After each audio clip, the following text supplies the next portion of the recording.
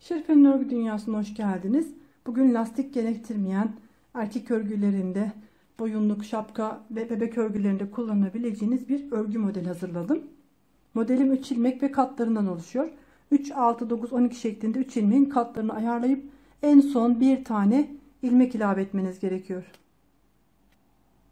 Ben 16 ilmek ile örgüme başlıyorum. Burası örgümün ilk sırası ve örgümün ön yüzü. Kenar ilmeğini örmeden aldım.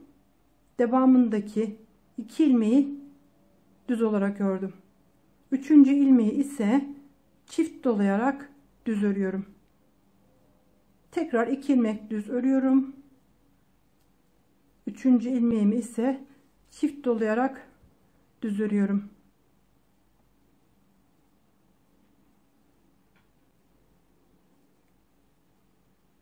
Sıra boyunca bütün ilmekleri düz örüyoruz. Fakat 2 ilmek düz ördükten sonra 3. ilmeği çift dolayarak düz örmemiz gerekiyor. Kenar ilmeğini ters örerek ön yüzde sıramı tamamladım. Burası örgümün ikinci sırası ve arka tarafı. Kenar ilmeğini örmeden aldım. Başlangıçtaki 2 ilmeğimi tekrar düz olarak örüyorum. İpimi ön tarafa, kendi tarafıma alıyorum. Çift doladığım ilmeği serbest bırakıyorum. Bu ilmeği örmeden atlattım. Devamındaki 2 ilmeği düz ördüm. İpimi ön tarafa alıyorum. Çift doladığım ilmeği örmeden atlatıyorum.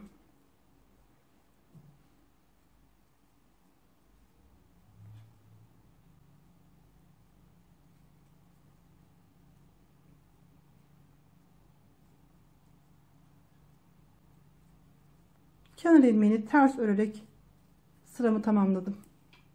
Örgümün ön yüzündeyim ve 3. sırasındayım. Kenar ilmeğini örmeden aldım. Ön sırada ilmeklerimi bu defa ters olarak örüyorum. 2 ilmeğimi ters ördüm. İpim arkada iken 3. ilmeği örmeden atlattım. 2 ilmek ters örüyorum. İpimi arka tarafa alıyorum. 3. ilmeğimi yönünü düzeltiyorum. Örmeden atlatıyorum. Sıra boyunca 2 ilmek ters, 3. ilmeği örmeden atlatarak devam ediyoruz. Böylece 2 sıra ters sıramız oluşmuş oldu. Şimdi örgümün arka tarafındayım.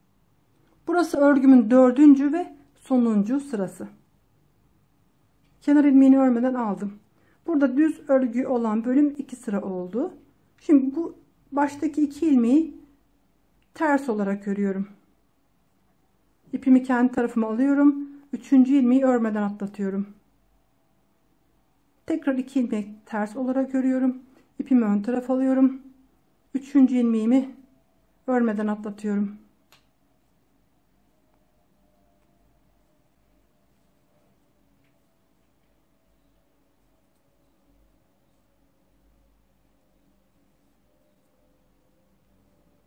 Bundan sonrasında örgünün ilk başlangıcındaki işlemleri tekrarlamamız gerekiyor.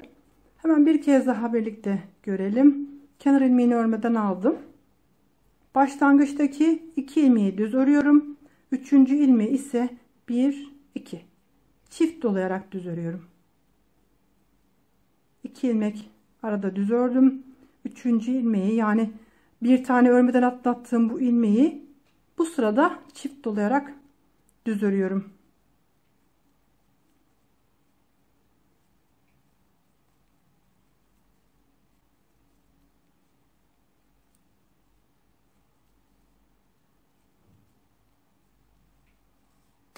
Örgümün arka tarafındayım. Başlangıçtaki kenar ilmeğini örmeden aldım. Başlangıçtaki 2 ilmeğimi düz olarak ördüm. İpimi kendi tarafıma alıyorum. Çift doladığım ilmeği örmeden atlatıyorum. 2 ilmek düz örüyorum. Çift doladığım ilmeği örmeden atlatıyorum.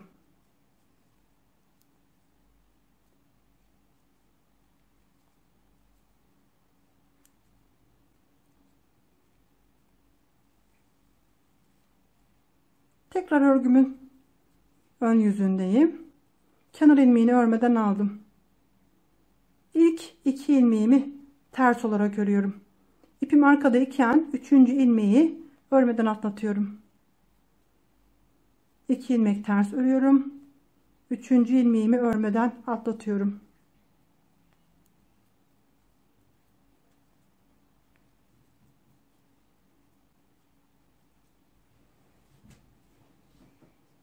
Örgümün arka tarafındayım ve örgümün son sırasındayım.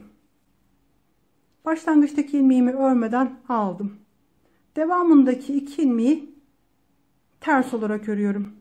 İpimi ön tarafa geçiriyorum. 3. ilmeği örmeden atlatıyorum. 2 ilmek ters örüyorum. 3.'yü örmeden atlatıyorum.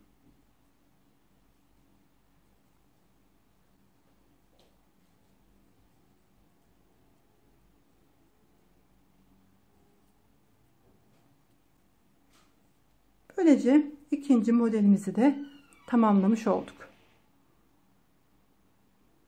Modelimizin ilerlemiş görünümü bu şekilde olacak. Başlangıçta lastik kullanmadım. Erkekler için önü fermuarlı ceket, hırka, süveter yapabilirsiniz bu model ile. Boyunluk, kaşkol, şapka gibi örgüleri de kullanabilirsiniz. Ayrıca bebek battaniyesi için de uygun olacaktır. Burası örgümüzün arka tarafı.